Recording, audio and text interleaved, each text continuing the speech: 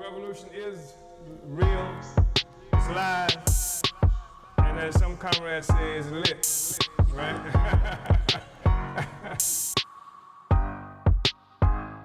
Lit.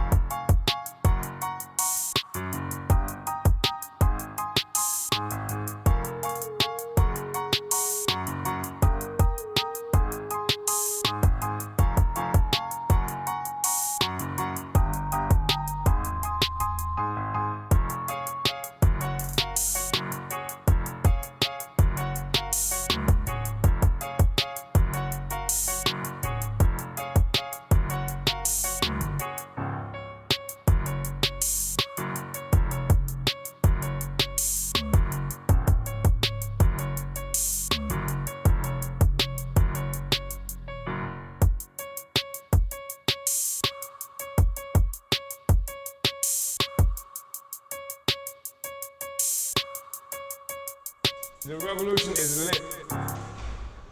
Uhuru Comrades, and welcome to today's Omali Tommy Sunday Study featuring Chairman Omali Yeshitela. My name is Yeshitela Anai, Director of Agitation and Propaganda for the African People's Socialist Party, as well as your MC for this morning. Today's study comes from the political report to the APSP's 2017 plenary titled Putting Revolution Back on the Agenda. We will be studying from pages 35 to 54, starting at the section titled, We Must Build an Army of Cadres. You can access the study materials in the Facebook and YouTube descriptions. In this study, we will learn what it means to be a cadre member of the African People's Socialist Party, what is demanded of us as African internationalist revolutionaries struggling to achieve freedom and independence in our lifetime. As more of the consciousness of the masses of our people are raised, the more people will come into our party and broader movement. We must understand that we don't have to reinvent the wheel to fight against imperialism. We have the benefit of our party's now 47 years of existence and leadership. It's an existence that every aspiring cadre must inherit. The cadre must see the vision for the future so that it is capable of conveying it to the masses, which is why, covered in this section, we will learn what a liberated Africa will look like. There's much more that will be covered in this section, from the African Socialist Workers' State to the use of the electoral arena as a tool to forward our revolutionary demands, all pertaining to the necessity for growth of our party and the outcome of that growth being steel cadre. I am deeply honored to introduce the leader and founder of the African People's Socialist Party, the absolute embodiment of cadre, the one we must all strive to emulate. Give a round of applause for Chairman Omali Yeshitela. Uhuru, we're going to begin this discussion on page 35, as been mentioned already, from the political report to the 2017 plenary, national plenary of the African People's Socialist Party. And we begin under the subtitle, We Must Build an Army of Cadre. Our work to consolidate every component of the party, to build our committees, will ultimately be determined by the quality of our cadre. Recruitment is important, and we can no longer pretend that numbers do not matter. They do. However, the importance of the number of party members is not as significant as the quality of our cadre. We do not only need to celebrate our growth in numbers and do all that is necessary to facilitate the influx of new party members.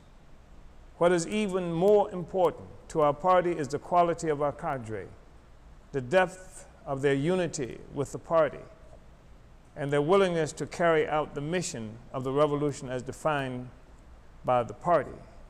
One of the striking things that many of us, especially in the African People's Socialist Party, are aware of is that we are exceptional in part because we are an organization that has been created for the purpose of seizing and wielding political power. It's not just about protesting the system as it's often stated. It's not just about being an activist. It is not about trying to reform the system, which is mostly what simple protests and simple activism revolve around. No matter how serious the contradiction is, no matter how bloody the acts of imperialism may have been at any given time, no matter how rapacious its wars and threats of wars against the peoples around the world, it is not enough just to protest it. And our party is an organization that recognizes the nature of the social system itself is the basis of all of the contradictions that we see. It's not a matter of some policy that is being pursued by the government or by the representatives of the system, though we find ourselves often having to struggle against those policies. But to struggle against the policies is not enough. That is the thing that has us involved in simple reform, no matter how militant we may sound or know how radical forces may be. The question is not simply protesting. It is not simply being an activist, but to be about identifying the most critical sector of the population necessary to make a revolution. It is about struggling to actually destroy the power of the oppressor, to seize the power and to wield political power. That's what we're about. That is the thing that distinguishes the African People's Socialist Party. And this is not some discussion that would attempt to prohibit anybody from the rush that you get from being involved in a demonstration or protesting at the police station or something to that effect. It is about saying that rush is not what the movement is about, not what the party is about, etc. So we say this question of cadre is not new. We spoke of cadre in the political report to the party's 5th Congress in July 2010. This excerpt reveals what we mean by cadre and what qualities they must possess to make our party competent to overthrow imperialist white power and propel our people to our proper place in history under the revolutionary leadership of the African working class. And we wrote then, and I quote, "No matter how great or genuine the problems or significance of individuals, they cannot be allowed to undermine the responsibility to place the interests of the revolution and the party first. Above all else, this means that within the party, all our members must aspire to becoming cadre. Cadre must be taught to understand that the party is everything, without which our people will be left with another 500 years of a misery should we survive the desperate aggressions of this imperialism and crisis at all. If there is to be independence, unification, and socialism in our lifetime, it will be because our party deeply united. It will be because our party deeply united in our mission is successful.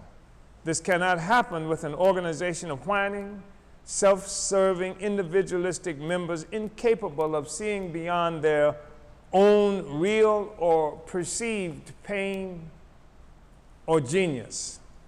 This is the kind of membership required to seize and wield political power in the contest with the most vicious imperialist enemy the world has ever encountered. This is a membership and leadership that have become professional revolutionaries, that have adopted struggle and party membership as a way of life, not something that is pursued when it is convenient. For some comrades, this is difficult. Our sense of morality is distorted by our relationship with colonial capitalism, where we are taught that individual freedoms and individual responsibility for our families and loved ones is the pursuit of the highest order. At the same time, colonial capitalism crushes down our whole people, reducing us to little more than hapless, pathetic, inconsequential beings who are murdered daily en masse as a normal function of colonial capitalism. Socialist morality, real morality, requires us to understand that we cannot sacrifice the future of our oppressed and despised people for our own individual interests, no matter how important these interests are to us as individuals. Our cadre must rise above the bourgeois pursuit of personal happiness, acquired independently of the happiness of our nation and our class. Our cadre must rise above the bourgeois pursuit of personal happiness acquired independently of the happiness of our nation and our class. This is what much of the party's internal political struggle revolves around. The willingness of party members and especially party leaders to commit fully to the pursuit of the revolutionary emancipation of our people, to fight with all our will to liberate our people and build a new world of free people who benefit from the fruits of our labor and our genius. I would like to just read that again, because what it mentions is that our party is always engaged in internal struggle. It is resolving contradictions and recognition, identification of contradictions, and the struggle toward resolving these contradictions is that which takes us to a much higher level. It's that which allows us to grow our real capacity. And so this is absolutely necessary in a revolutionary political party. And so it's not something that happens when a special person comes into the organization or a special issue arises in the organization. It is a part of the life of the African People's Socialist Party. And many people who are not members of our party or who are not familiar with what revolutionary organization looks like and are quite comfortable not knowing what it looks like, do not understand it and do not understand if they see struggle happens inside our party, they feel like that must mean something is wrong with our party. And what we're saying, if you don't see struggle happening inside our party, there's something wrong with our party. Because it is this internal struggle that helps to define what the party is all the time. We are engaged in struggling to raise the party up and our capacity up to what it needs to be in order to advance our revolution. You can't do that with some kind of placid, some kind of organization that does not recognize and identify contradictions and fight to resolve those contradictions. Without that, contradictions go unresolved, and you don't have a revolutionary organization. You might have something else. You might have the NAACP. You might have the Urban League. You might have some other entity such as that. And I'm not condemning them as such, except they are not revolutionary organizations. We are. So we say that this is what much of the party's internal political struggles revolve around: the willingness of party members and especially party leaders to commit fully to the pursuit of the revolutionary emancipation of our people, to fight with all our will, to liberate our people and build a new world of free people who benefit from the fruits of our labor and our genius. Le Duan was one of the leaders of the Vietnam Revolution. He wrote prodigiously on the issue and character of cadre. In a political document titled Some Problems of Cadre and Organization in Socialist Revolution, he wrote, quote, "After the party has worked out a correct political line, organizational work in general and cadre work in particular are decisive factors for success in the revolutionary task." So you can have a great political line. The political line can be worked out, but if you don't have the cadre, if you don't have cadre to carry it out, if you don't do the organizational work to make it happen, you just got a line. It's worthless. It's like documents that people read on a regular basis that don't take them any place, but it makes them feel good. The question is, again, as quoting Lejuan, that after the party has worked out a correct political line, and there are people, as you know, who will, they're mostly revisionists, but they would take like the party's line. They would run from the party's organizational work, and they will run from the rules of party discipline. They will run from the organizational responsibility of the party, and then they would try to adopt the party's line.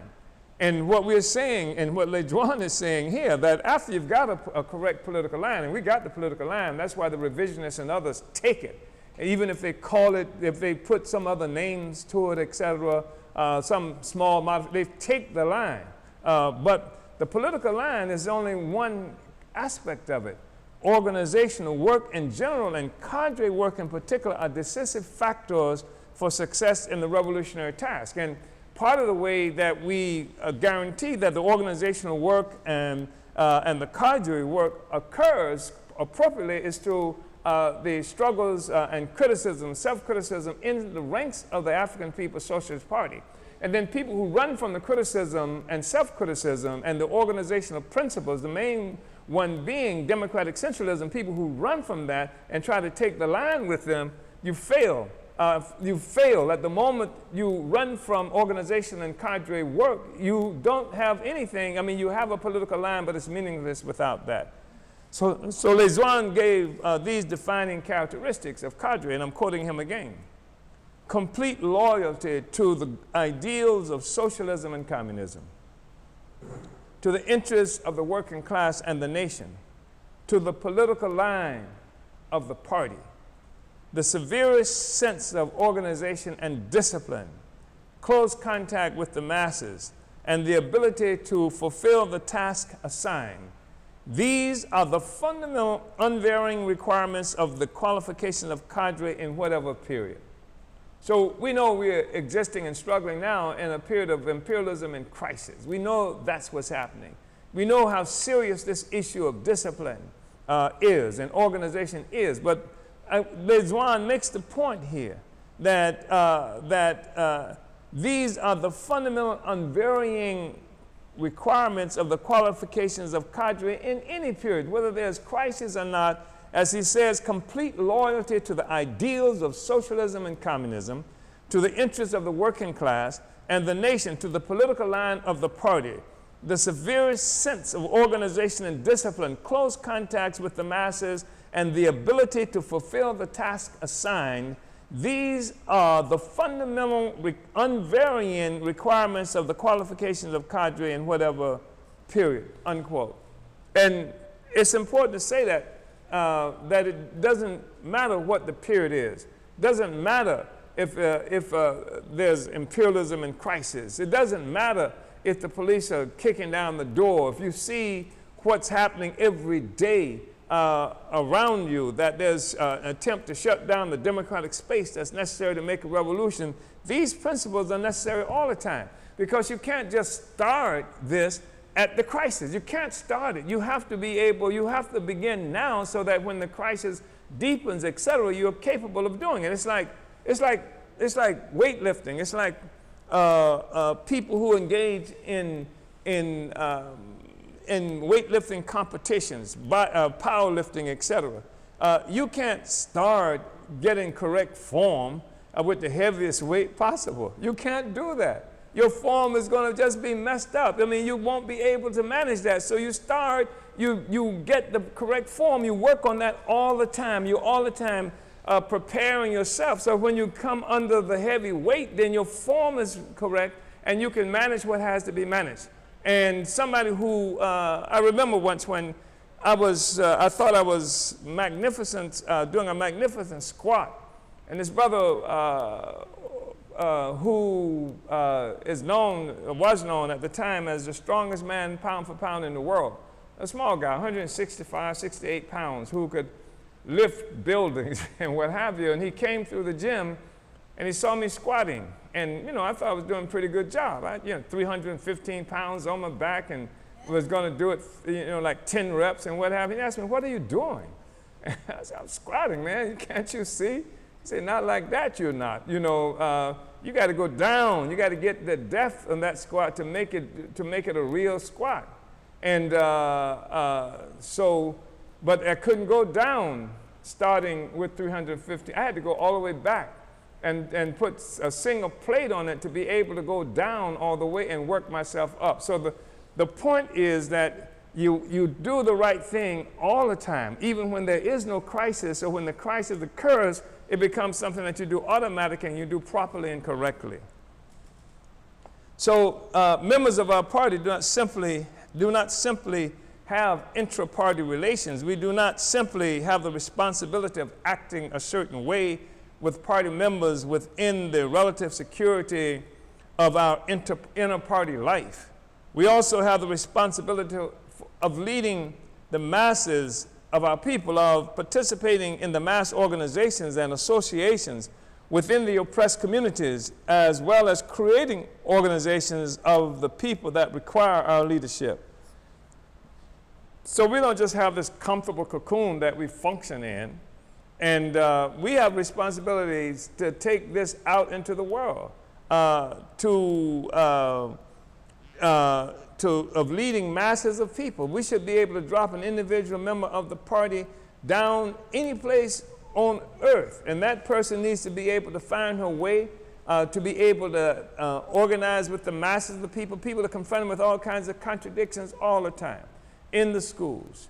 For example, in our communities, we have organizations that should be on every block, in every city where we are located, and people are engaged in all kinds of issues. The party needs to be able to, cadre can intervene in these struggles and help the people to not only struggle around the particular question, around what's happening to the children in school, around the curriculum in the schoolroom, around the fact that the people have no power in the school. Cadre needs to be able to go into that situation and help the people organize around those questions, but also to deepen the question so that people can understand this universal contradiction, this colonial capitalist contradiction that resides in this struggle that they're having right there in the school, in the PTA, Parent Teachers Association, in the neighborhood association, where we should be functioning and organizing on a regular basis. That's what cadre needs to be able to do. So we say that, and sometimes we have to create organizations. We create people need some kind of organization to respond to particular kinds of contradictions. That's what cadre does. And we go in, we help the people, and sometimes even organizing new formations that they might have to need for this particular situation. We created the National Committee to Defend Desi Woods. There was no committee such as that. We created that. Desi Woods went to prison as a consequence of having killed a white man who tried to rape her, took his gun, killed him with it, and then we had to create an organization to deal with that question. We brought a lot of people into political life who otherwise might not have been in political life. We are not casual bystanders on the sidelines of history who only record political events as they occur. We are architects of the unfolding milieu, helping to define and guide it every step of the way according to the African internationalist analysis. We must lead. We have established our 5-year plan with the political report to the 6th Congress. And the 6th Congress happened in 2016.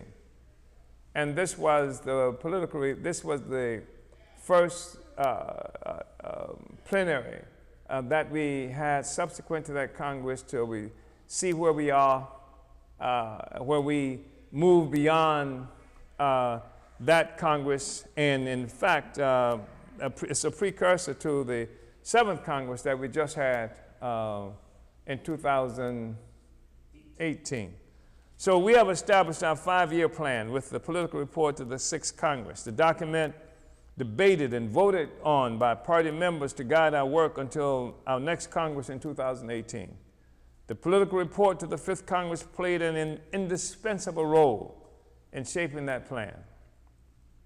From 2010 through our 6th Congress in 2013, up to the present time, we have been working on this plan, modifying and reinforcing our understanding of the plan as it continues to be tested by events and by our practice. Our party has the benefit of a 45-year-old history of genuine revolutionary struggle, through which we have acquired experience and an unmatched level of political maturity. And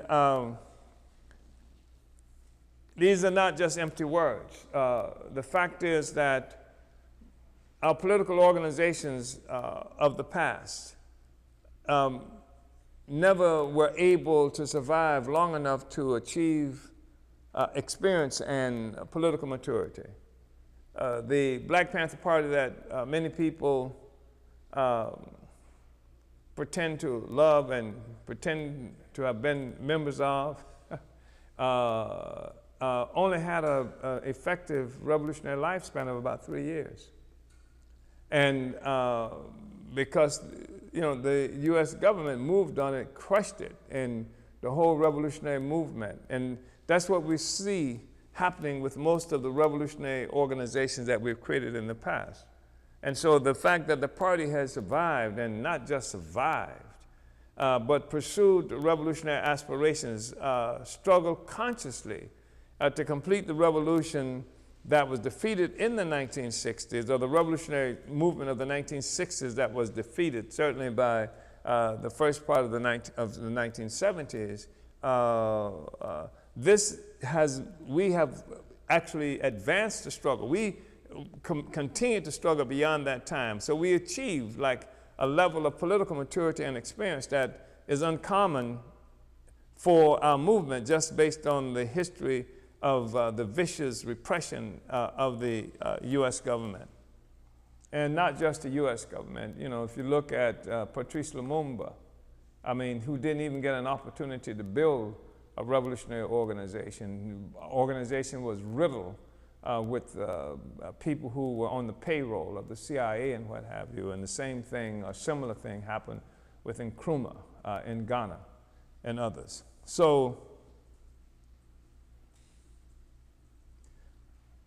we have developed party structures necessary to carry out our mission. We have developed a number of institutions that represent our understanding of our revolutionary task, including preparing to take political power in our own hands and to govern. We have developed political clarity by waging ideological campaigns within our own party and in the world, testing our worldview while making the most serious assault on our colonialist capitalist oppressors, testing our worldview while making the most serious assault on our colonialist capitalist oppressors. We have fought to bring science to the struggle for our liberation, rejecting superstition in all its forms. It is the African People's Socialist Party. When I say superstition, I mean superstition, all of it. Because the African liberation movement was riddled, has been riddled, and even today with superstition. It's an assault on science. It's the people's struggle being locked and the people's history being in the possession of our oppressors, so that it has affected, like our development, our ideological development, our development of the kind of society that we want to have. And so people fall back on superstition. It's really interesting because we've seen this with defeats of really important revolutionary movements at critical times. Certainly since the 20th century, we've seen how with the defeat of revolution, people fall back on superstition, on religion, on Ooga Boogaism, spookism, and stuff like that as a substitute for science. But we don't have time. We can't do that. And while there are many people who are superstitious and many friends of our party who do work that revolve around, informed by superstition, and some people come into the party superstitious. They just say superstition, some form of religious this or religious that. Our party, our philosophy, our work is not guided by superstition, and most of them are secret superstitious people because we got too much to do. We've got infrastructure to build. We can't prey up on killing the disease and bearing, mosquitoes and other kinds of things that's plaguing us all over the African world to create infrastructure that's necessary so that water is not left in ditches like you can find all over Africa, where there are no paved streets and what have you. We have to make that happen. We have to perfect the method of agriculture, farming, and what have you. We have to build the kind of industry that's going to free our people from this horrible toil. Like this. We look at African women, for example. And these iconic pictures of African women with carrying loads on their heads and walking. Oh, how graceful they are. These women are being crushed because we don't have access to the kind of science that would lift this burden, this horrible burden off their heads, off their shoulders, etc. We have to do all that kind of stuff. And you can't do that. You can romanticize it if you want to, and some people do romanticize it. But we have to have science, and that means that ours is not a party of superstition. Sorry. It is the African People's Socialist Party that has fought the ongoing battle against the philosophical, idealistic nonsense that ours is a struggle against racism, the ideas in the heads of our oppressors. We have declared it is not the ideas in the heads of anyone that oppresses us. Rather, it is the material reality upon which these ideas are based, from which they stem. It's the material reality. This is what oppresses us. It is not some idea in the heads of white people. White people don't like me. And so we build whole movements and organizations and resentments because white people don't like us. So if in fact you feel that something is happening to you because white people don't like you, then what your responsibility is to get the power so that if white people don't like you, they can't do something to you. And so that's not a struggle against the fact that they don't like you. It's a struggle to get the power to determine our own fate, our own future. That's the struggle against colonialism. Our conditions of existence constitute colonial domination by a foreign. Our conditions of existence constitute a colonial domination by a foreign and alien state power. A foreign and alien state power. We are occupied. That's what colonialism is. That is, and then it pretends to be your friend. It pretends that you are one of them, but they're still killing you. They just keep you close enough to wipe you out. And so they have you fighting against them not liking you. That's what you're fighting against. And you're not fighting against the fact that they control every aspect of our lives. That's the struggle. That's the struggle against colonialism. So our conditions of existence constitute colonial domination by a foreign and alien state power that has appropriated for itself the power of life and death over our people worldwide. A foreign and alien state power that has appropriated for itself the power of life and death over our people worldwide. This colonial state power functions as a servant to a parasitic social system that has devoured Africa and Africans worldwide, along with our dreams for happiness and collective well-being. It is not only that the fight against racism is something that keeps our white colonial oppressors in the center of the white created and defined world. It is also that it is an insoluble contradiction that cannot provide a concrete solution or a concrete victory. the fight against racism? What is the concrete solution? What is the concrete victory that you achieve in this fight against racism? A love-in? You know, it is the African People's Socialist Party that has pointed out that a struggle against racism actually perpetuates the very same thing it claims to oppose. The idea of white supremacy is reinforced by the fact that its presumed victims are consumed by the idea of the supremacy of whites as reflected in the struggle against it or against racism.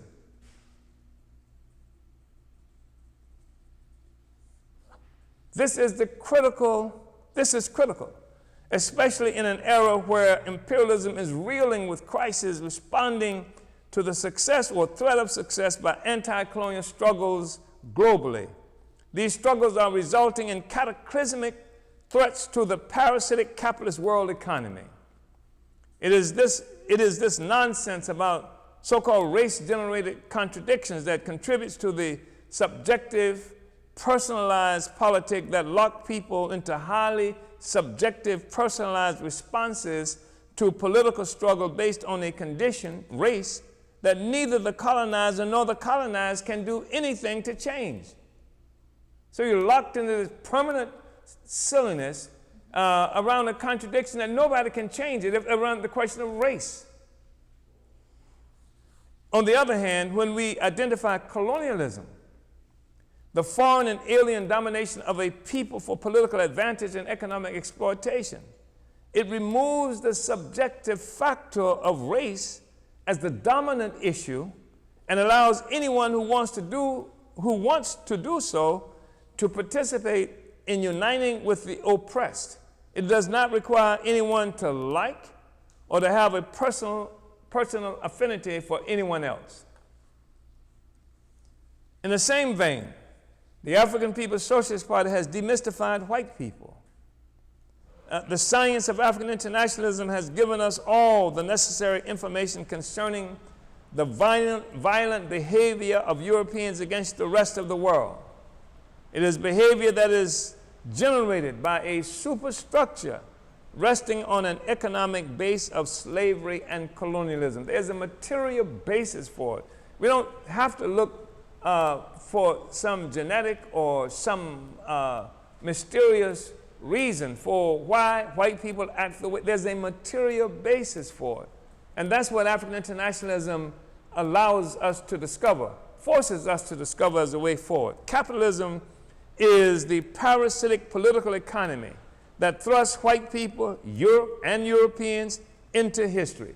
Capitalism is the parasitic political economy that thrusts white people, Europe and Europeans into history.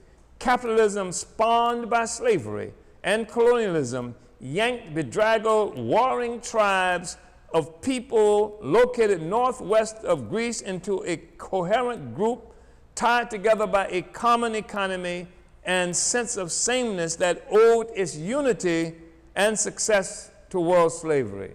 That's the material basis for it. You know, you want to know why white people act a certain way is because they live at the expense of everybody else and the ability and came into existence as white people. That's not to say that people didn't look the same way, but the whole concept of white people, the whole concept of Europe was born out of slavery and colonialism. White people were given birth. Europe was given birth by slavery and colonialism. This is the thing that unified all these warring tribes into a single coherent group of people where the primary contradiction was no longer that contradiction that existed among them, the primary contradiction. The primary contradiction now became all of them who live off the rest of us and us.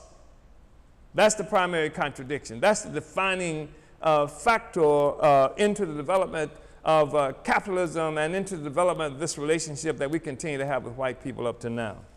The African People's Socialist Party, our party, identified that the struggle against colonialism represents a critical front in the war against capitalism, the enemy of all humanity. The struggle against colonialism represents the critical front, and not just the identification of colonialism, but the struggle against colonialism. For example, the Black is Back Coalition for Social Justice, Peace, and Reparations. It has its national conference occurring in St. Louis on August 10th and 11th. And the theme of this Congress is turn the imperialist wars into war against imperialism. It's not just identifying the contradiction. We know how vicious and imperialism is, but we're saying that things are developing now that we have to be conscious, first of all, of the crisis of imperialism, that it's a weakened beast that's out there acting desperately, aggressing everybody, trying to hold on to its place as predator, as chief predator. So our responsibility is not simply to be protesting that, but to fight it. And so we say, turn imperialist wars into war against imperialism. That's what's necessary for a movement right now, this critical time. So it's not just identifying the struggle against colonialism, but it is also fighting against this imperialist creature that has colonized Africans and most people around the world. We founded the African People's Solidarity Committee because we are philosophical materialists. We understand that theory is meaningless if it cannot be implemented, and that the concrete existence of the African People's Solidarity Committee under the leadership of our party is a material manifestation of the correctness of African internationalism and our theoretical interpretation of the role of white people in relationship to our condition and our struggle. The African People's Socialist Party put the issue of reparations for African people on the political map in the United States and the world. We did not invent the issue of reparations, and we were not the first to organize around the demand. However, our party is the first to make reparations a mass issue. Our party is the first to make reparations a mass issue. Our party is the first to make reparations a mass issue, having determined in 1980 that we would make reparations a household word and successfully doing that. Our party decided that.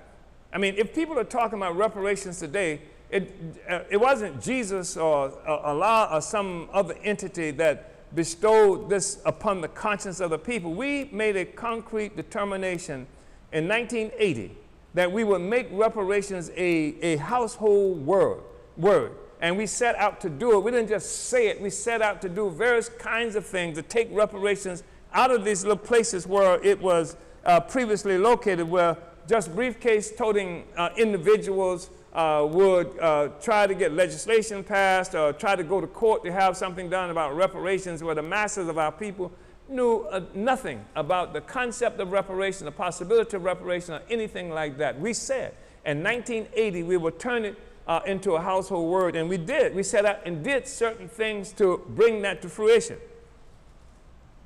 And so if you got these Democratic party politicians or any others now talking about the wonders of reparations and the need for reparations, and then other sectors of the bourgeoisie talking about reparations, it's not because they woke up one morning like Paul on the road to Damascus and had some kind of epiphany. They say, wow, let's do reparations. They are trying to get in front of the issue that our party has been pursuing dramatically, seriously, with deep commitment as an organization, not just in one place, not just in Detroit or something like this, but in every place we are located in the world, and some places where we are not located. So we said that in 1982, we created the first World Tribunal on Reparations for African People in the U.S. alone. Although we made every effort to do so, we did it alone, although we made every effort to do so with existing anti-colonial organizations of the time, some of whom have belatedly become friends of the reparations movement, some of whom had talked about reparations before, but were unwilling to participate jointly to make it an issue and did nothing individually as organizations to make it a mass issue. To do that, you have to have a recognition that the people are the real makers of history, not smart individuals or something to that effect, not organizations that are not tied to the masses in a deep and profound way. People make history. And to do that, to recognize that, you have to be an organization of a certain kind that's informed by a philosophy of a certain kind. Our party created the African National Reparations Organization, ANRO, the first mass organization to fight solely for reparations in the history of the United States and the world. We created the African National ANRO. We then took the reparations demand to Africans in Europe during a European tour in 1983. So we had the first tribunal in 1982, 1983. I traveled throughout Europe to already organized events and where in some instances thousands of people were there to take it. In some instances, events that we organized or we helped to organize. We expanded the demand for reparations beyond stolen labor during slavery to include the theft of stolen value even since the formal end of slavery that occurs in 1,000 different ways, including the theft of life itself through colonial conditions and health disparities that reduce the African lifespan. So when we came into the struggle against reparations, it was something that people were talking about for slavery. We say slavery, hell, we're talking about what just happened 30 minutes ago. Reparations is something that's due to African people, not because of slavery. And then we did a document that we took to the first tribunal that showed that the rate of exploitation of Africa has grown greater since slavery. We were the first organization to actually quantify the amount of value that was stolen from African people in the form of labor alone. And even this was an understatement, but it was the first quantification. It was used as the basis for a book that was later written by Randall Robinson called The Debt, who was not even interested in the reparations issue until we raised it up in a very serious way.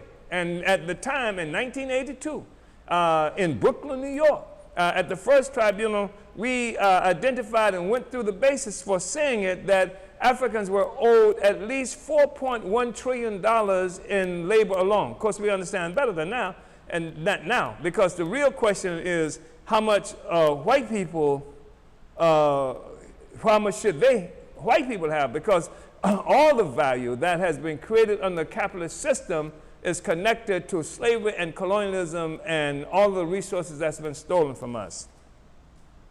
Reparations are simply an aspiration, a wish for the African liberation movement, except for us.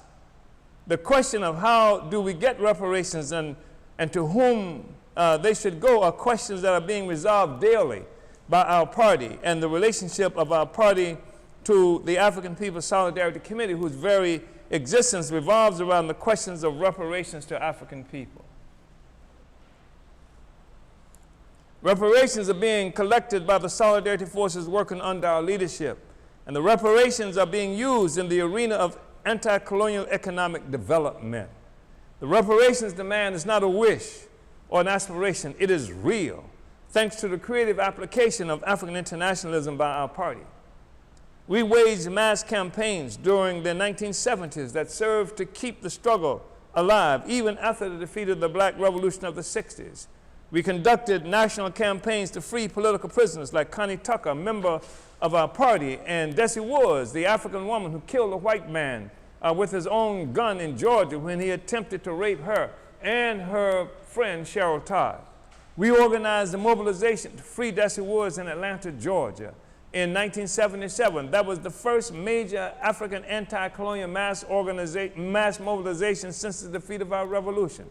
Although the African Revolution of the 1960s was defeated, our party has never stopped fighting. We provided leadership after the mass arrests that followed the assassinations of Che Guevara and Patrice Lumumba, Fred Hampton, Lawrence Mann, Malcolm X, and Dr. Martin Luther King. We participate in the political struggles of today not as newcomers, but as the leaders who have brought our people this far during the most difficult times, as the party that is determined to put revolution back on the agenda as the only solution to the bitter conditions Africans and other colonized peoples face daily throughout the world. The demand by African people for national liberation is the demand that recognizes the fact that we are colonized, that the African nation as a whole lives under foreign domination. That's not anti-racism.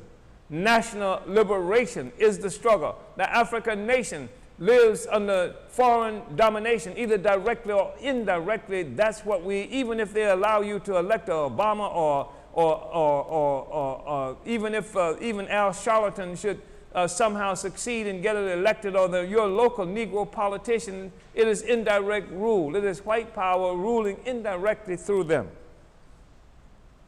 We have been waging this concerted struggle for 600 years since the Portuguese invasion that initiated the capture and enslavement of African people in 1415.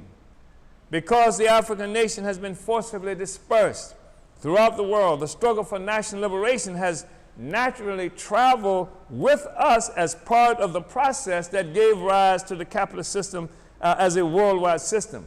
Listen, because the African nation has been forcibly dispersed throughout the world, the struggle for national liberation has naturally traveled with us as part of the process that gave rise to the capitalist system as a worldwide system. So Africa didn't get attacked. Africa got attacked, and then Africans were forcibly dispersed around the world. So the struggle that was initiated by the attack on Africa went with us.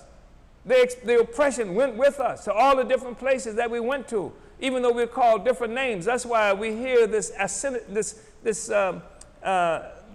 asinine assumption that somehow we are different people. No, the same struggle. It started when they first kidnapped and then dispersed us around the world. And now what you want to do is liquidate the struggle and somehow pick up a little place where you are and fight for it on that from that place, and that leaves the whole social system itself untouched, with the assumption that somehow you can win your own little pocket of freedom. The concentrated self-conscious struggle for African national liberation reached its apex under the leadership of Marcus Garvey and the Universal Negro Improvement Association and African Communities League in the first quarter of the 20th century, informed by the slogan, Africa for Africans at home and abroad. Since that time, after many setbacks, serious class-based battles within the African community, and the establishment of neocolonialism as a generalized condition for African people, we are forced to look beyond national liberation to the question of what kind of society we are fighting for, and to identify the social forces necessary to achieve it. And this is really an important issue, because right now we see a variety of people who are protesters and who are activists and what have you. But what are you fighting for? Can you say anything about the kind of society that you're fighting to achieve? Even if it were possible to achieve it within the confines of this state that has been organized on the territory of the indigenous people, what are you looking for? I mean, are you just fighting against this? Is this just a form of anarchy or nihilism that we're engaged in?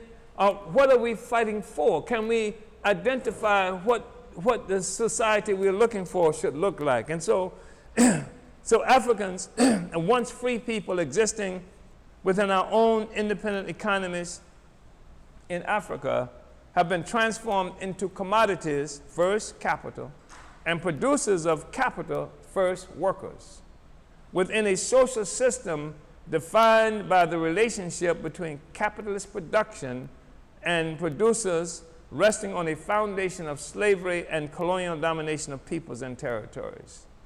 National liberation serves the purpose of freeing Africans from direct foreign domination. However, direct foreign domination is not necessary for vicious, life-draining economic exploitation, either by foreign or domestic capital. National liberation under the leadership of the African petty bourgeoisie leaves in place a system of exploitation. African toilers, producers continue to be exploited under the aegis of a domestic flag, maybe as in Libya, a red, black, and green flag. To be victorious, our revolution must take place under the leadership of the African working class. This is the role of the African People's Socialist Party, the Advanced Detachment, general staff of the African working class. Only the African working class, aligned with other toilers, especially the poor peasants, has a stake in destroying the entire system of exploitation and all of its attendant structures, including the artificial borders that exploit Africa but function as the incubators for the reproduction of the neo-colonial petty bourgeois class as a social force. It would take revolution to unite Africa. Africa is not going to be united any other way. These little petty sovereignties that have been created by imperialism, these little 50-some odd little states and whatever, they are not going to voluntarily concede their individual authority for the advantages of all of Africa. It's going to take revolution. No power on earth has ever done that. Even the consolidation of the United States as a United States took revolution, it took war to make that happen. Any place you see sovereignty relinquished, it has come through that kind of struggle. And that's what's going to take in Africa. This notion that you're going to get the heads of state together and they're going to make this, no. It's not going to work that way. What's going to have to happen? Revolution. It's going to take revolution. It's going to take revolution in general, revolution on the continent of Africa, is revolution everywhere else around the world. Only the African working class is compelled to fight for the destruction of class society and the exploitation that produced it. Under the independent revolutionary leadership of the African working class, organized under African internationalist principles, victory will mean the defeat of foreign imperialists and their domestic minions. It will mean that the toilers, the workers and poor peasants in particular, will become the new temporary ruling class, the custodians of the means of production now owned and controlled by capitalists, mostly foreign. Liberation under the leadership of African internationalists informed workers, organized in the African People's Socialist Party, will mean the end of economic exploitation. And once the imperialists and African petty bourgeois neocolonials have been crushed, the end of all exploitation. This means that African women who will play a fundamental role in the liberation of our Africa will rise to full stature with all the rights and authority that infers. This means a major assault will be made against all restrictions on the rights of women that hide under the flimsy and in most cases false mask of tradition. Nor will African liberation under the leadership of the African working class tolerate social, economic, and political oppression of sectors of the African nation working class because of spurious bourgeois morality. We condemn the morality and relations that permit Europeans, white people, imperialist corporations, countries, and neo-colonial thugs to exploit our people's life and resources in Africa, and to flaunt laws protecting sovereignty, the environment, and customs with impunity while attacking African people and the working class based on sexual orientation or relations between same-gender loving individuals. I want to just pause. I really want to make sure that we get through this to have enough time to talk, but this is insane almost if you give some thought to it. I mean, here we've got forces in Africa and from out of Africa. We got who are in the employ of imperialists, of people who steal all of our resources, who are responsible for African people starving on a daily basis, right? And starving, whether they're heterosexual, homosexual, men, women, babies, dying early death, with even when confronted with curable diseases, and then there's a sector out there that would make the critical issue same gender loving people and talking about how un-African that is, as if oppression, exploitation, death from imperialism, and theft of our resources by the corporation, that's African. And that's a statement about forces that would actually divide the nation. They would split us and keep us from being able to effectively attack imperialism. And that, in fact, what we're looking at, I don't care what they call themselves. I don't care how militant and black nationalists they may sound, but they are white power in blackface. They are working to make sure that Africa and the African working class never comes to possess our own freedom, our own future, our own liberation. The liberated African worker state will only oppress the imperialists and the neo-colonialists who have surrendered Africa's future to them. We will call on the entire African working class and all African patriots to rise up against those who would divide the nation and the working class based on the false contradiction of sexual identity, ethnic identity, and regional and religious differences. The African Revolution that liberates and unites Africa and African people under African internationalism, the organized, conscious, and victorious leadership of the African working class will be the death knell of imperialist white power and capitalism as a world economy. It will finally allow for the African workers to take social possession of the means of production. Our victory will mean the entire process of production, mining, building, manufacturing, shipping, distribution, etc., will occur through workers' councils throughout the production process. This will guarantee safety and creativity throughout. Workers will not approve going into mines that are unsafe, and improvement in the productive process will not be motivated by profit that has no regard for safety and proficiency otherwise, but by the needs and aspirations of workers as producers and consumers. Additionally, because the state of the African economy, smothered by the whims and requirements of imperialist white power, has minimum industrial development, much of the lackluster economic life is centered in the countryside. The African internationalist revolution will be the first major step in the world in resolving the contradiction between the city and countryside. The full, rapid development of Africa will require it, will demand it. We will have to reorganize the African economy, destroying all borders into a full-fledged anti-colonial economy. Today's economic activity in Africa is tied to the interests of foreign imperialist exploiters. Every bit of food grown or not grown, every factory, every decision to develop a diamond, gold, iron, or bauxite mine instead of production that satisfies our needs is imperialist driven. Every one of those things. It has been the imperialist driven economy that has driven so many African men, women, and children from the artificially created cruel conditions of the countryside into unsanitary and overcrowded cultural crushing cities.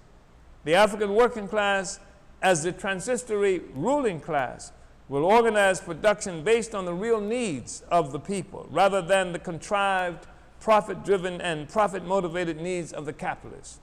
Collective housing, neighborhood councils with the power to solve domestic problems, efficient public transportation, African educational system, illiteracy, it says, illiteracy eradication campaigns, centers for music, cultural development and socializing, birthing programs and socialist care for our elderly, time and centers for reflection, revolutionary rehabilitation programs, barefoot doctors deployed into the communities as in China and as in Cuba, places where lovers can go for privacy will become ordinary features of life, overturning the horrible day-to-day grind that characterizes our reality today.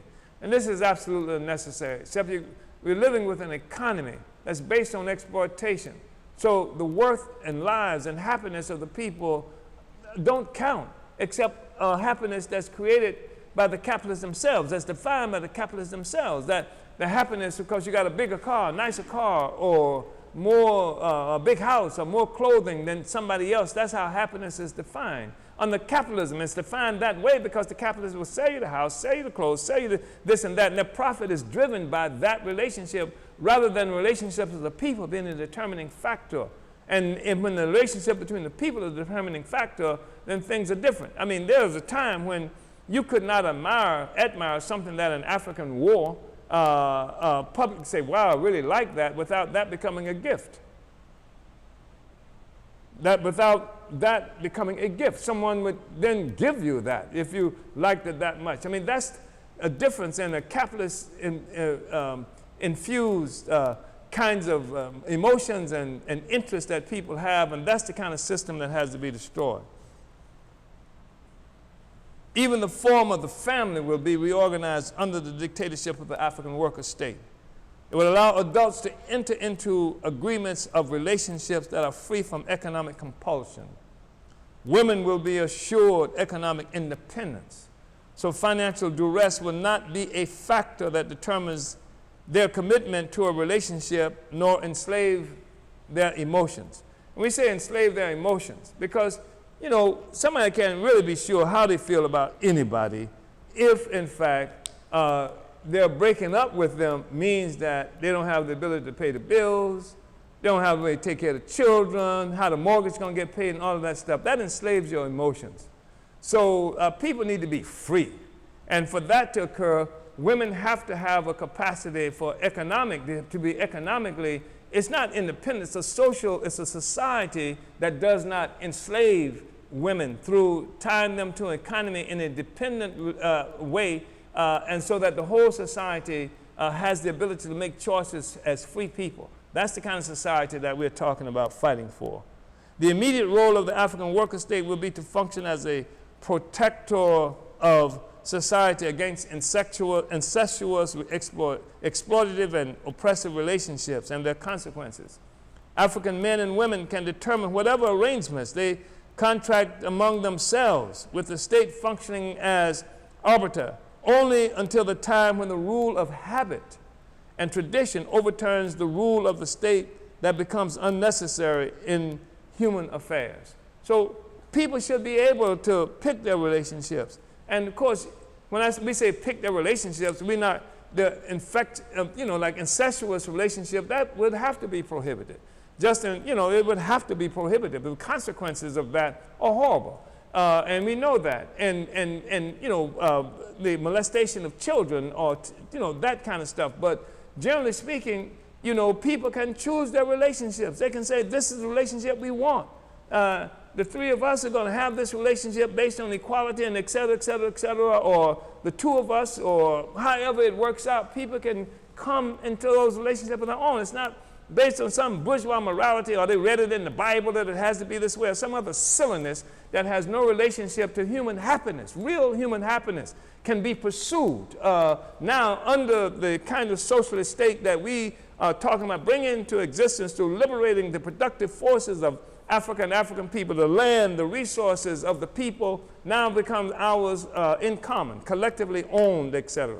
And when you have this kind of relationship, you also minimize the capacity for jealousy and other things. If everybody owns everything collectively, if the material resources are collectively owned, then the basis for jealousy because somebody else got something is minimized. And even we learn how to have different kinds of emotions under those circumstances. And we know of societies where this has existed before. And the so-called Marxists and communists characterize this as primitive communism. It was primitive because the white people hadn't got there yet. You get there later on with the communism that they're looking for.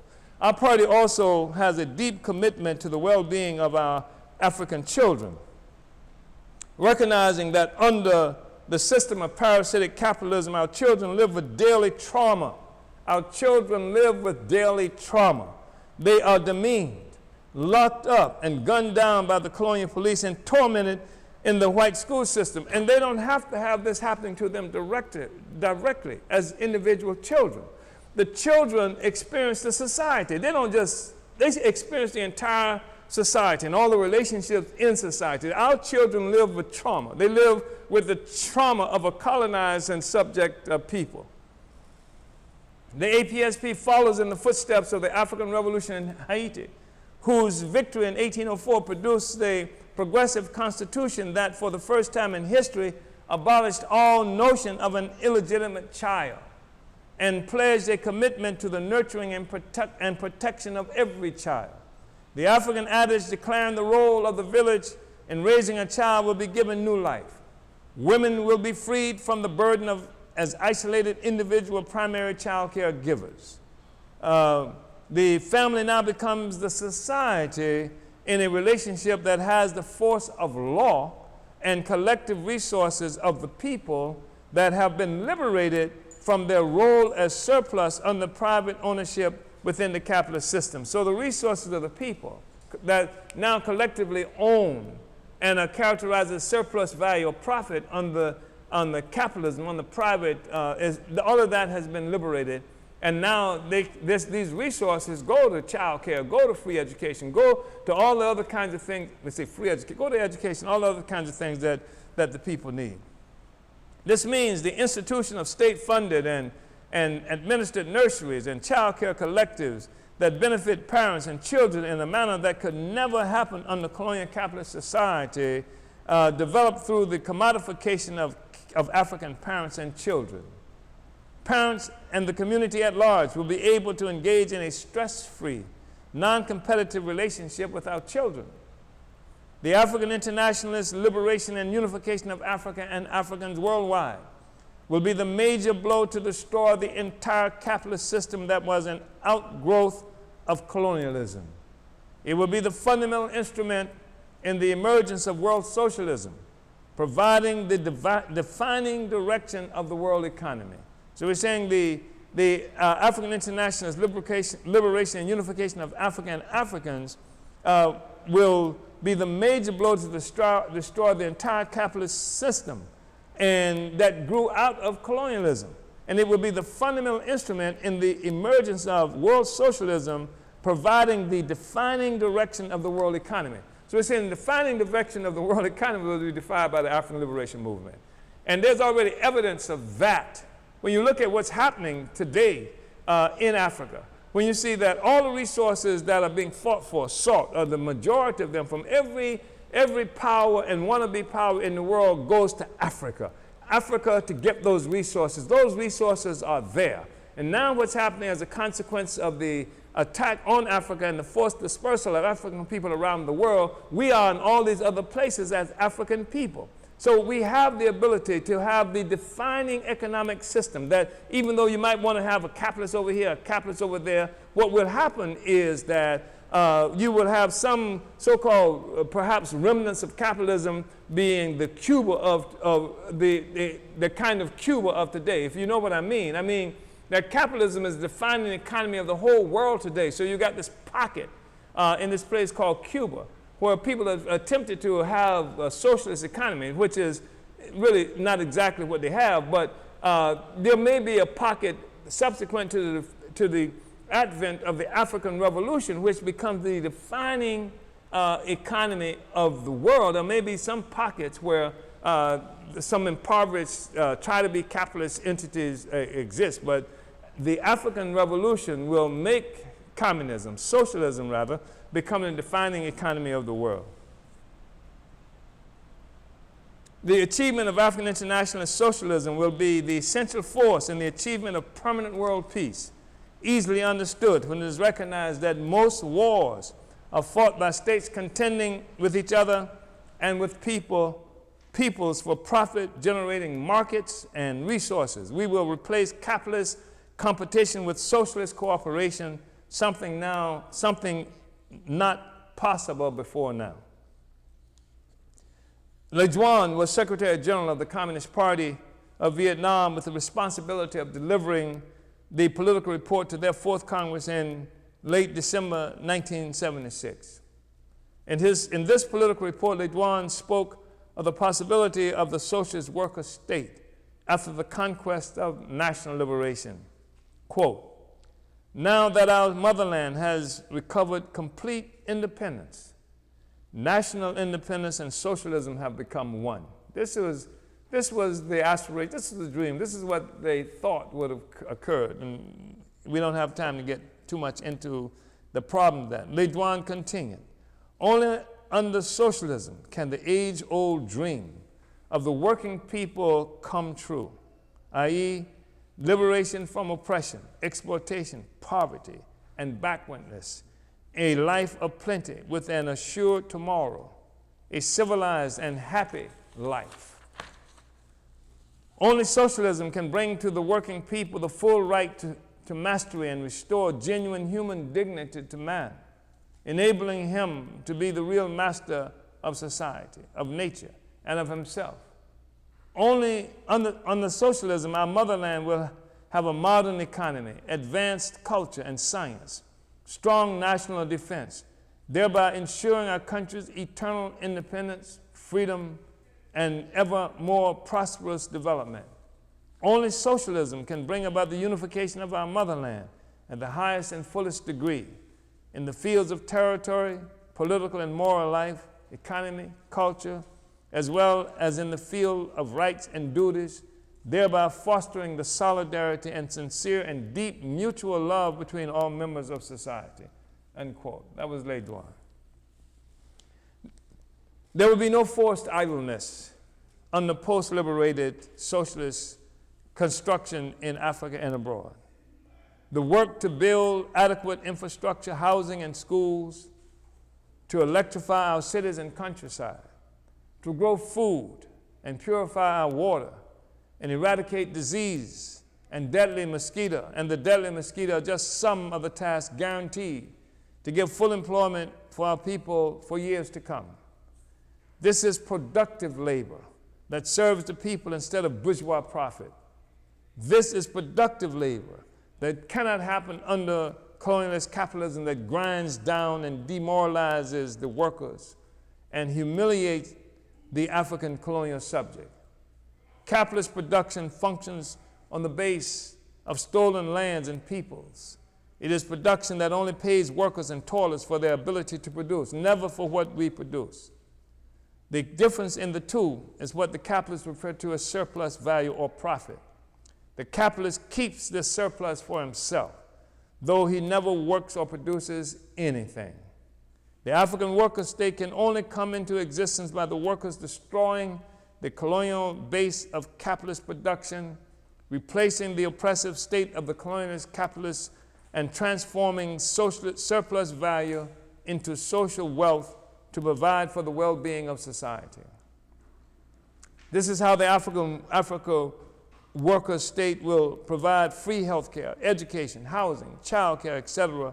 for the toiling masses through expropriating the stolen resources from the colonial capitalists. That's called reparations. Destroying the system of private ownership of social production and creating a system of social ownership of social production. In a word, socialism, the early stage of communism. This is the new world we are fighting for in this party. It is not a world to be achieved through reforming police departments or improving police community relations within the U.S. or anywhere else. It is not something that can be achieved by a $15 per hour minimum wage for workers in general over a period of years. We will have to make a revolution under the leadership of the advanced detachment of the African working class, guided by advanced theory of African internationalism to initiate the world free from economic slavery and colonial oppression. This is why we must fight to put revolution on the political agenda for our people once again.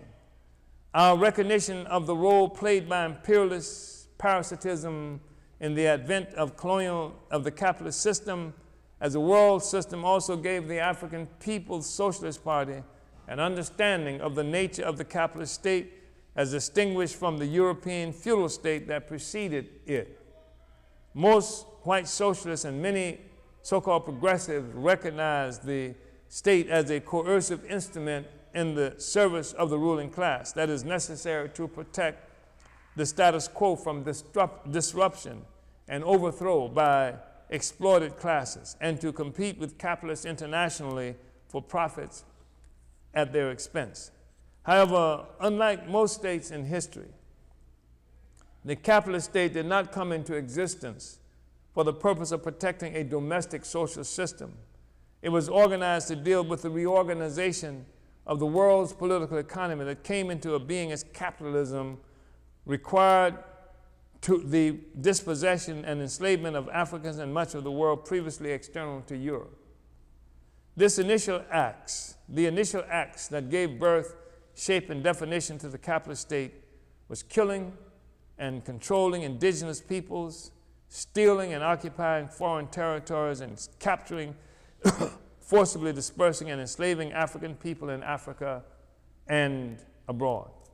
The capitalist state rose in contention with the feudal state of Europe. In short order, it became a popular white people's state that employed enthusiastic and willing masses of white people as a form of institutionalized emergent state violence used to kill and take land from the indigenous peoples of what is now North America and Australia and to enslave Africans and others worldwide. I want to just stop here briefly and talk about this popular white people's state, because a debate of sorts developed in Europe. I don't remember the circumstances and absolutely who was involved in this debate, but they had used the term and concept of a people's state. And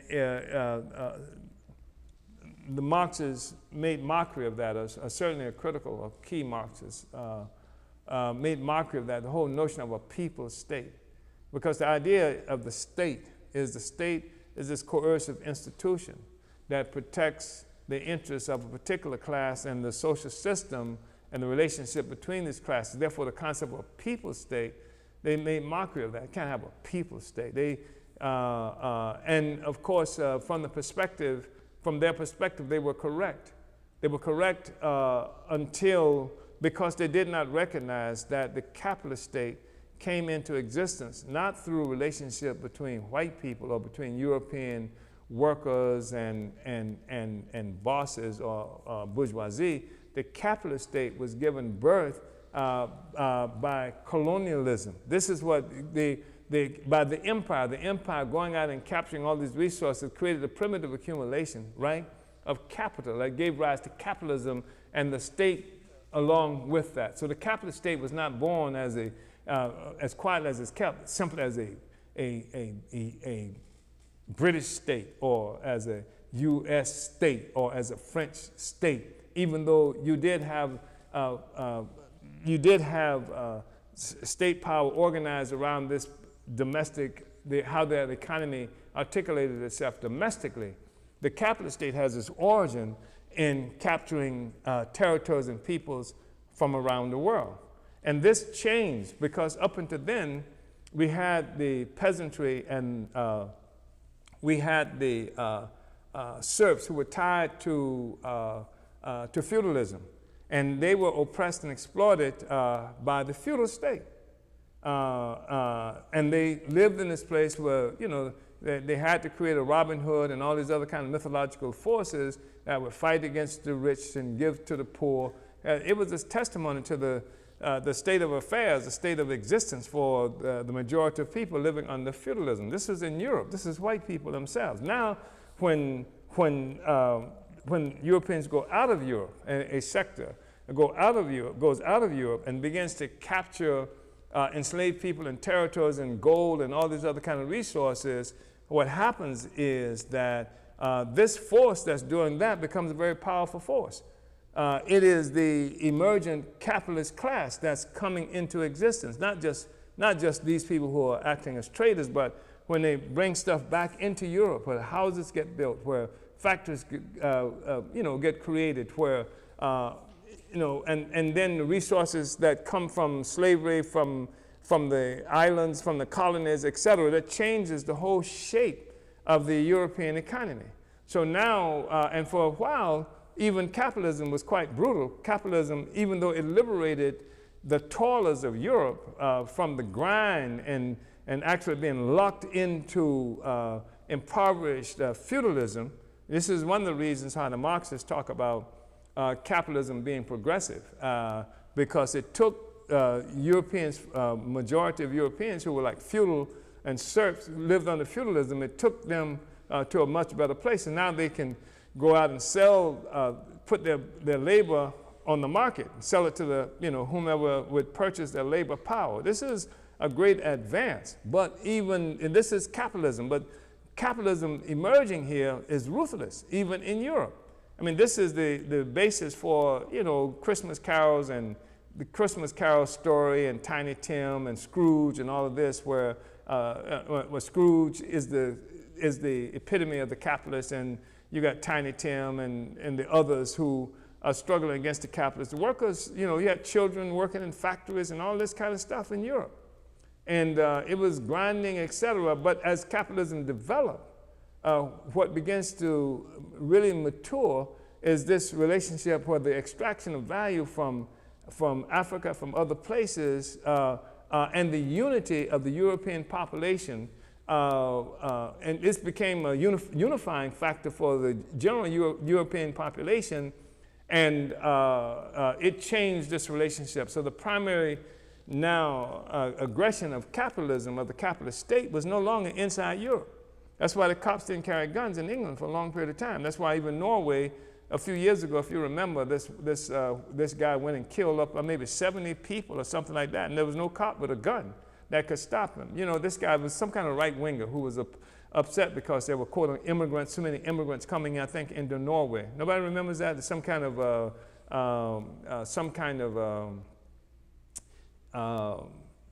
place where young people are achieving some kind of training and camp, something like that, and killed, maybe 70 some odd people. And there was not a cop with a gun because the class contradictions didn't manifest themselves inside Europe that way. It manifested themselves between Europe and the rest of us. And that manifestation didn't just exist between Europe and the rest of us externally. I mean, for a while, you may know that a lot of Africans from here, particularly artists and things like that, would go to France because they felt free in France. Because in France, there are people who, Miles Davis lived in France for a long time, James Baldwin in France for a long time, and there were others earlier on. I forgot the name of the woman who became quite famous, and I think the Betty Boo, is that a Betty Boo cartoon or something? I think it's based on her, this African woman, who was in France. But even though there was so much freedom and liberty in France by Africans coming from here, Africans living under French colonialism in Africa could not attest to that, And so there was a whole different relationship. I just wanted to just mess with that for a little bit. So we say that, so this whole notion of I go back, the capitalist state rose in contention with the feudal state in Europe in short order to become a popular white people's state that employed enthusiastic and willing masses of white people as a form of institutionalized emergent state violence used to kill and take land from the indigenous people in what is now North America and Australia and to enslave Africans and others worldwide. So the white people played a role as state. I mean, you look at the Klan, you look at not just the Klan, though. All these mass lynchings, you see the things that lynchings were. Some people think they may have thought it was just a handful of white people who would grab an African. No, these were festivals. And white people played a role. They became the state. They became arms of the state. In fact, part of the much touted progress of capitalism was this elevation of ordinary white people to the status of landowners on stolen land and workers in a slave-developed economy. That's part of the progress of capitalism. This was the economic incentive of white men scalping indigenous people in the Americas, slaughtering indigenous people in Australia and Africa, and waging an so-called independent struggle against European feudal states to steal indigenous lands throughout South America. The brutality of the capitalist state against Africans within the U.S. and elsewhere, the viciousness of the capitalist state in subduing African, indigenous, Asians, and other peoples is not an anomaly. It is inherent to its nature and consistent with its genesis as a state protecting a social system rooted in colonial slavery. While the capitalist state is a coercive institution that sometimes mistreats, jails, and even shoots its European citizens who get caught in its friendly fire, its primary purpose is the violent suppression of the colonized population. As African internationalism has explained, white people function as part of the capitalist state. In its treatment of Africans, Mexicans, the indigenous, etc., its true function as a colonial state is raw and exposed. The purpose of the capitalist state is to contain the other, the colonial pedestal upon which all capitalist activity occurs and which benefits the entire colonizer population. This is why all European controlled countries, white citizens are generally united with efforts of the state to crush any form of African and colonial resistance. It is true that democracy is a form of the state.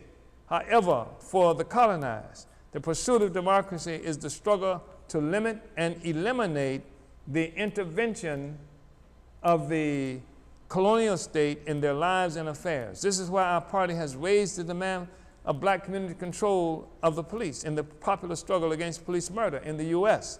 This is why we have instituted numerous African people's tribunals to try and judge colonial aggression against our people, whether for reparations or police murders, and stemming from, again, the pursuit of democracy for colonized people is the struggle to limit and eliminate the intervention of the colonial state in our lives and affairs. Our pursuit of genuine freedom, which can only come about through the total liberation and unification of every square inch of Africa and African people worldwide, the African nation, can only come about through revolution. By this, we mean that the colonialist capitalist state must be overthrown and the blight of the capitalist system eradicated from the face of the earth. History has proven that it is totally impossible to cajole the oppressor into turning power over to the dispossessed, laboring masses upon which his system and a future relies. Nor will the colonial capitalist state willingly surrender its authority as protector of the capitalist system through elections that it established and administers for the resolution of generally nonviolent struggle between competing sectors of the capitalist system, of a capitalist class for control of the system. There will be no exception for African people in pursuit of power over our lives. We will have to fight for it. It is not simply a struggle with misguided people who are afflicted with an irrational hatred or fear of African people. Massive fortunes and a parasitic way of life purchased through bloody conquest depend on this current arrangement, this status quo for their success and survival. It will, in the final analysis, take the force of arms to overcome the armed forces of the colonial capitalist state. It will, in the final analysis, take the force of arms to overcome the armed forces of the colonial capitalist state. It is the vicious armed forces of colonial white power that enables the ongoing domination of African people. All the petty bourgeois nonsense about a Willie Lynch syndrome is exposed in face of the concrete reality of the armed to the teeth colonial state. Revolutionary armed struggle against colonialism and capitalism is the only thing that has ever brought any real semblance of liberation to oppressed peoples anywhere on earth. And there will be no exception for Africans. There is no correct religion, culture, or secret documents hidden from our access that once discovered can free us.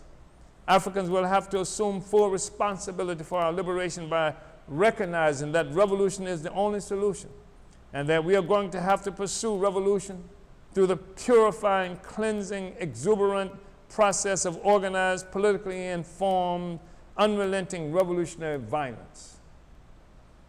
This is not to say that we will not use other forms of struggle in the process of achieving liberation. We will. We will not desert the electoral path altogether. Whenever possible and necessary, we will take advantage of the democratic space available to our revolution. This is earned space everywhere it exists.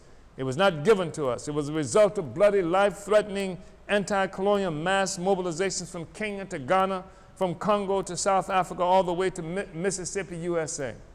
The bourgeois electoral process was created as an institution for nonviolent struggle between contending sectors of the ruling class for control of the state for their profit-making advantage, nothing more.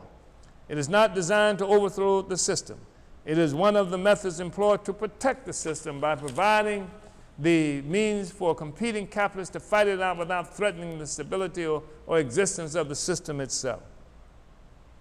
Because it was established to address the interests of the ruling class, organized independent revolutionary workers can access the electoral process and make use of this quote-unquote legitimate expression of political activity to take our program before masses of our people normally beyond our reach. It also denies the African neocolonial petty bourgeois forces a monopoly in this generally sanitized political arena. We should use this electoral institution when possible and tactically appropriate, not as a revolutionary solution, but as a platform to achieve a revolutionary solution. Our party has done this in the past, and we should prepare to do it again. When we have utilized the electoral process in the past, it has been as an afterthought, something decided on at the moment because of special prevailing circumstances. Now, comrades, we must add the electoral process to our arsenal of weapons to forward the revolution. We must become experts at using the electoral process to advance our revolutionary objectives. Our revolution must concern itself with the capture of quantifiable, ideological, political, and organizational territory. This is something that even the most politically unsophisticated street organization or gang understands better than most revolutionary pretenders. We must control turf, deciding who can penetrate our perimeter, what they can do, and when and how they may do it.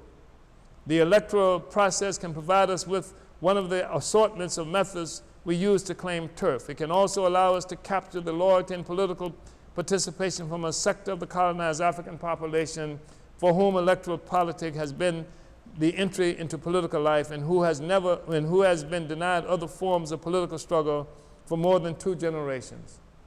The electoral process can also provide us the vehicle for allowing those Africans for whom it is necessary the ability to learn from experience that the colonialist capitalist ruling class is unwilling to peacefully relinquish power to the oppressed.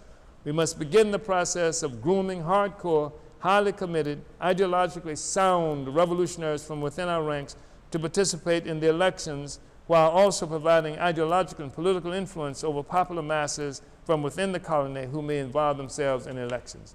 So, comrades, I want to stop now. There are a couple more pages in this document, and I really would call on everybody to read it. I think it's an important document. And again, what it does is take us back to the science of revolution and tries to inform us, and certainly in the African People's Socialist Party, to arm us, to keep us reminded of what this struggle is all about and what it takes to win and what it is, what kind of society we are fighting for. Uhuru. Uhuru, everyone, let's give a round of applause for Chairman Omali Yeshitela for that brilliant study. Thank you, Chairman, and we want to salute our online audience, both on YouTube and Facebook. We got people tuning in from St. Louis, Missouri, Philadelphia, Pennsylvania, Atlanta, Georgia, Rotterdam, Netherlands, Houston, Texas, Denver, Colorado, Chicago, Illinois, London, UK, Huntsville, Alabama, Washington, D.C., Springfield, Illinois. Oh, did I already say that? No. Oh, Chicago, okay. Springfield, Illinois, Clearwater, Florida, Miami, Florida, the Philippines, Uganda, Dayton, Ohio, Dallas, Texas, Oakland, California. So this is a worldwide study, and it's important for people everywhere to hear African internationalism and, you know, to be taught by Omali Yeshitela. So we do have lots of questions coming in online. There was a salute from Kitty Riley, who was viewing on YouTube, said, Uhuru Chairman Omali Yeshitela, Kitty from the African People's Solidarity Committee, tuning in from St. Louis, Missouri, home of the Black Power Blueprint. We have Adam Uterno, who is viewing on Facebook from Rotterdam, Netherlands, commented, Uhuru Honorable Chairman, Comrade Omali Yeshitela, thanks for the enlightening lectures. His question, we have learned that socialism, it's a long question, so. We have learned that socialism is based on scientific knowledge and confidence in human reason and human good heart, and is atheistic in both theory, religion is opium for the people, as quoted by Karl Marx, and practice, as was the case in the Soviet Union. Some even argue that it was one of the causes of the collapse of Soviet societies. Knowing that most of, if not all, religions have a socialist, egalitarian, sharing philosophy, community-centered core, and that one should learn from past mistakes and avoid the repetition of the same, shouldn't the new socialism be more open, show more understanding to religions, be more welcoming to religious comrades until they are one day able to rely on their own selves and find answers in science and reason? We think dialectics require socialists, revolutionaries to recognize, among other things, the traditions of the people, and some of them are religiously influenced and things like that, wherever they have come from. And so we don't say that, we say that for the party, for the revolutionary organization, our theory is informed by science. Science tells us also that a lot of people are religious and that we have to have an approach for winning everybody to the task of making the revolution. We believe that when people come into possession of their own power, they rely less and less on imagined extraordinary power coming from other sources. That, in fact, that is through ignorance and a sense of helplessness in many instances. In most instances, that people rely on otherworldly solutions. We want people to be free, to come to their own conclusions and to have confidence in their own capacity to solve human problems that were created by human beings and human systems. And so that's the struggle that we're making. So we really do not go about smashing people because of religious belief, but we do try to provide people with the capacity of seeing the world as it is and not just as we would have it to be. And you're right when you say that most religions have in them egalitarian, streams and what have you, because most people want to have a different and better kind of world. The problem is that that is not something that can be acquired within certain kinds of social systems. Social systems demand a certain response, and so we say that to have the kind of life that's inferred in the best of the religious egalitarianism, that we have to create a different kind of system that makes it possible and necessary. Uhuru. Thank you, Chairman. So Comrade Kundai from Huntsville, Alabama asks, Uhuru Chairman, is there a possibility of a pocket of capitalism existing after the revolution? If so, how will this type of social system and ideology be able to exist if all the workers and oppressed peoples are liberated? Yeah, well, I think that's most of the world, that's going to be the case. But look at what we have as an example.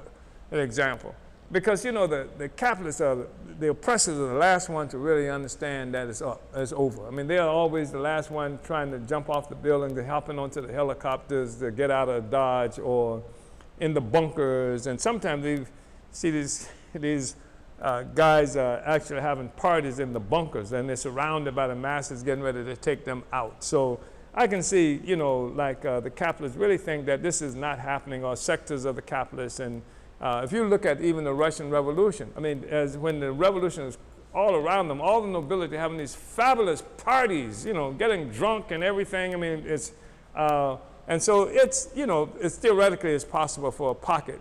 Here's what the point I really want to make, is that revolution, that socialism, there's been this long outstanding question about socialism in one country that we didn't get into and we can't get into. I mean, we look at Vietnam and other places and, well, what happened in Vietnam? Because they made this glorious revolution.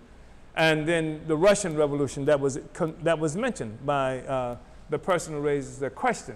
But even after the Russian Revolution, it was locked into a sea of the political economy was a capitalist world economy.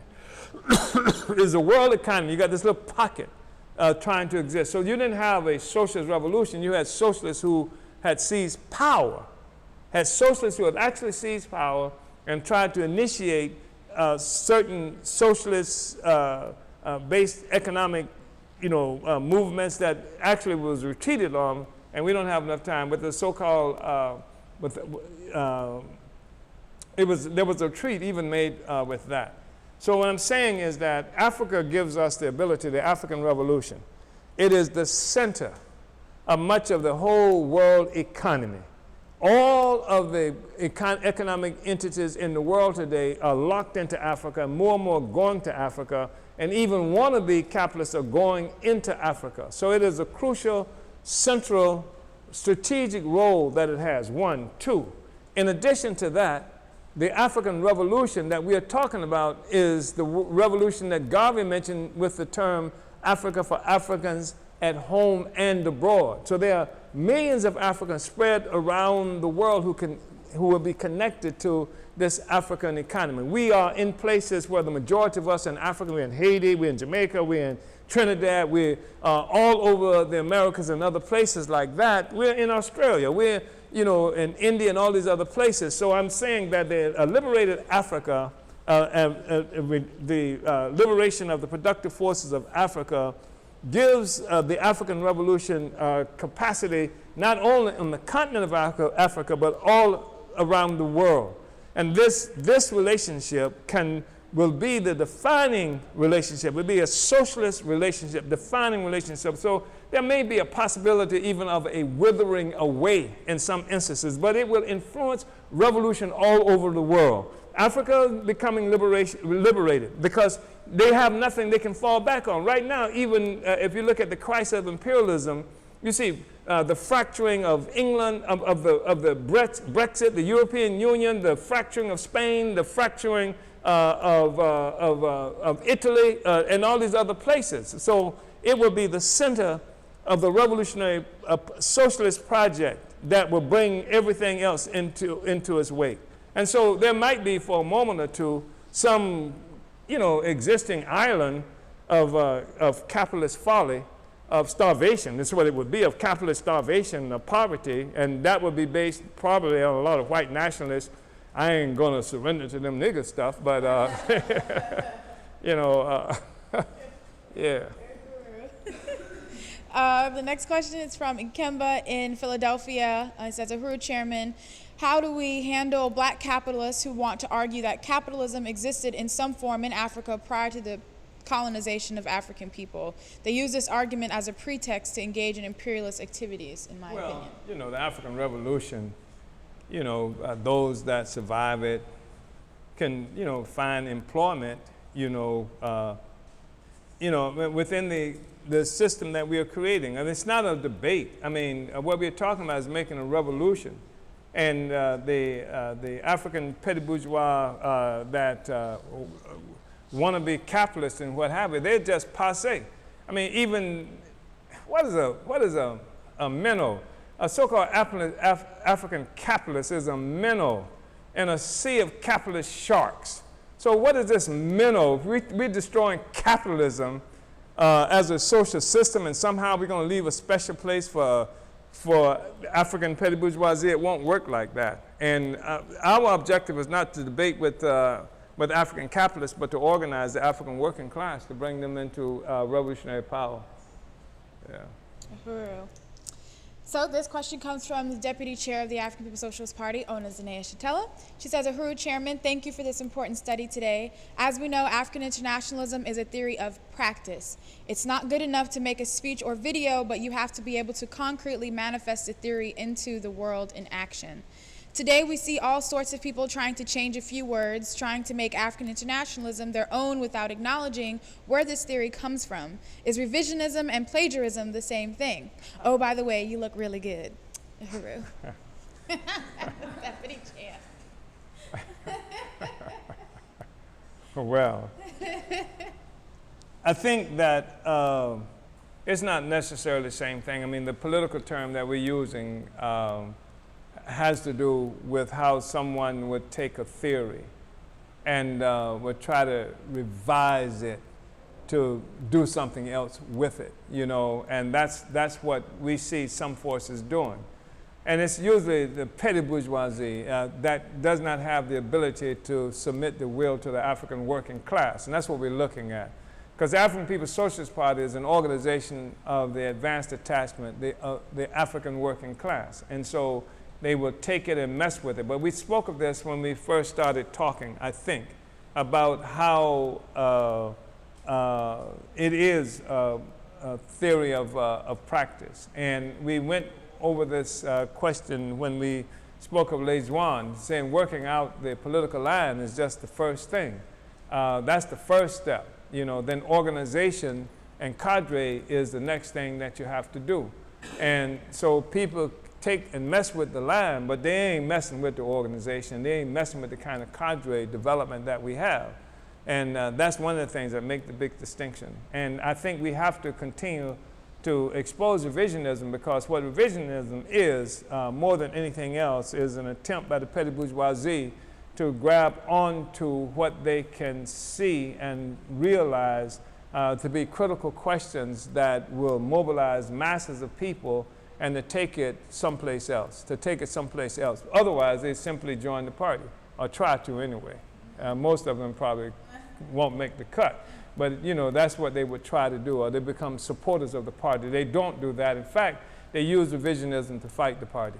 As quiet as it's kept, you know, we know what you're doing. Yep. They use it to fight the party. Yep. Yeah. This is from Janaba. She asked. It's called, the Chinese call it waving the red flag to fight the red flag. You know, but go ahead. All right, Uhuru. Okay, this is from Janaba. She says, Uhuru Chairman, please expound on the false idea that if Africans are in control of resources, that we will only replicate capitalism or colonialism, as they argue that it's all we know. It's all we know. That's all we know. We only know capitalism. And right, we do know it, and because we know it, we don't want to have nothing to do with it. And people are suffering. I mean, people are dying all over the world. What we are talking about is not some intellectuals Africans who come to power. We're talking about the people who are suffering. We're talking about the people who are forced to cross deserts and what have you to try to get on these rickety boats to go to Europe where all the stolen resources are. We're talking about the people who get shot down in our communities by cops to maintain the status quo. These are the people who are going to come to power, the people who produce in the mines and all these other places. It's not just some petty, and because we know, that's all we know. We know capitalism and we hate it. But it is not all we know. And that's, I think, important to say too, because we know something else, though we're not necessarily aware of what we possess in terms of our relationships with each other, and that there can be a different kind of relationship. That memory is still with us, and particularly in different places in the African world. And our thing is to unleash a worldwide African revolution. And while capitalism has been imposed on us, it's something that people have come to hate, even though they might not hate it by name. They call it the white man, they call it the crackers, they call it all other kinds of things, but they hate it. So we have to make people understand that what they're hating is colonial capitalism. And then we will construct something much better. And in the process, and we do that all the time, Africans don't just die because white people say die or capitalism says die. We create economic entities and stuff like that that keep us alive. They call it stuff like the underground economy and things like that. So it's not all we know. It's all the petty bourgeoisie understands. Uhuru. From Tachara Masimba in St. Louis, Missouri, he asked, Uhuru Chairman, can you discuss the idea of the withering away of nations? Yeah, because the nation state, as we have come to understand it, was born with capitalism. And it's born on a pedestal of colonial slavery, of ours and the other peoples around the world. And white people themselves achieve what they call, what is referred to as national identity, etc., through slavery and colonialism. Before that, which is when people achieve a sense of sameness that's tied to an economic foundation. That's where a sense of sameness tied to an economic foundation. You can say other kinds of things around it, but that's essentially what we're looking at when we're looking at the nation. So if you have an economic foundation, a sense of sameness tied to the economic foundation of colonialism and slavery, the destruction of colonialism, slavery, which became also part of the destruction of capitalism, is the destruction of the basis of the existence of that sense of sameness. So that's part of what we mean by the withering away. And we also talk about national suicide, you know, as something that, that we recognize that Europeans will have to become a part of, you know, because all of that national identity, again, is connected, linked to, wedded to, given birth by, fed and nurtured by colonialism and the domination of the peoples of the world. So white people who don't want to be a part of that, it's not good enough to like, you know, have Negro friends or like black music, stuff like that. It's absolutely necessary to reject that and then unite under the leadership of the African Revolution and the creation of the New World, which presupposes the existence of a liberated Africa. And so that's a part of the process of committing national suicide. I think what we see with the African People's Solidarity Committee, you know, and things that we're creating around the world is part of that process, because there is no stake in being white. Because being white is an MF. It's an MF, you know what I mean? And, you know, it was created as an MF. It was created as, you know, slaves and slave masters. That's its origin. Anyway, I'm sorry, you just caught me with only a couple of minutes left to respond to that, T'Challa. Uhuru. It's been a very dynamic discussion. We have one more question that I want to be able to get to before we close. This is from Rona Julian. She says, hello, this study was very eye-opening and I'm thankful for it. I have a question. Based on the assumption that a healthy and viable community should be a reality for all, in the absence of our reparations, why don't progressive organizations take alternate routes to get the same, for example, through grant and funding opportunities from the government? Well, grant and funding opportunities from the government come with grant and funding connections, grant and funding accountability, grant and funding leadership. That is to say that they don't give you, the government is not going to give you a grant to overthrow it, to overthrow its relationship to it. And so like there are all kinds of strings and stuff, but you don't have to go to the government. You can look at what people can do cooperating. And if you look at the Black Power Blueprint as an example, it's not the only example. Our party has been involved in economic development, transforming communities where we actually live in for a long period of time. But the oppressor is not going to arm you to overturn it. And so we have to come up and develop our own capacity and develop a relationship with peoples. Peoples can participate in this process. And people do participate in helping with the Black Power Blueprint, where we're doing incredible work in St. Louis. We're transforming the entire north side of St. Louis through a relationship with people. So occasionally, if there's some kind of grant that might have been created by the government to suck you into it, if it's I can imagine doing something like that, but nothing that relies on a grant from the government. We would never do that. We have never done that. We've gone into the fields and the orange fields and picked oranges to raise money. We do everything to get resources, but we will never. That's what colonialism is, to be dominated by a foreign alien power. That is why. That is why, sister. Uhuru. All right, well, thank you. And because of time, we want everyone to know that if your question wasn't answered, one of our moderators will correspond with you and make sure that the chairman does see your question. This study was brought to you by the Department of Agitation and Propaganda, Winning the War of Ideas. For your worldwide revolutionary news and analysis, visit theburningspear.com. For revolutionary radio, dynamic shows, and music by Africans all around the world, tune into Black Power 96.3 FM, broadcasting out of St. Petersburg, Florida, and accessible via the Black Power 96 app for Apple and Android, or online at blackpower96.org. Did you unite with what you heard today and want to learn more about how you can get involved with the African People's Socialist Party? Visit apspuhuru.org for all information regarding how you can apply. Join the Freedom Mass Choir and Band. The Freedom Mass Choir and Band is an all-African community group of singers and instrumentalists that sing songs of resistance and revolution. Members are located throughout the United States and attend rehearsals both in person and via live stream and video. Sign up by emailing blackpowerchoir@gmail.com or call 727-537-6736. Order your copy of Chairman Omali Yeshitela's latest book, Vanguard, The Advanced Detachment of the African Revolution, the political report to the 7th Congress at burningspearmarketplace.com. Were you moved by Chairman's presentation this morning? You can bring this electrifying presentation to your school campus, bookstore, concert hall, and more. To book Chairman Omali Yeshitela for the Vanguard 2019 International Speaking Tour, contact Uhuru Tours at info@omaliyeshitela.org or call 727-914-3621. Sign up for the Marcus Garvey Legacy Cruise. The Marcus Garvey Legacy Cruise is the annual fundraiser held to support the work of the African Socialist International. The African Socialist International is an organization made up of African people located virtually on every continent, dedicated to overturning the conditions faced by African people. And we know that we were supposed to be taking a trip to Cuba, but due to the newly announced travel ban by the United States, or U.S. imperialism, we are currently looking into new travel destinations, so please find updates at uhurulegacycruise.org, but we are still attending the Marcus Garvey Legacy Cruise. Thank you all for tuning in. Make sure you like and subscribe to the Burning Spear TV on YouTube to catch every episode of the Omali Taught Me Sunday Study. Uhuru.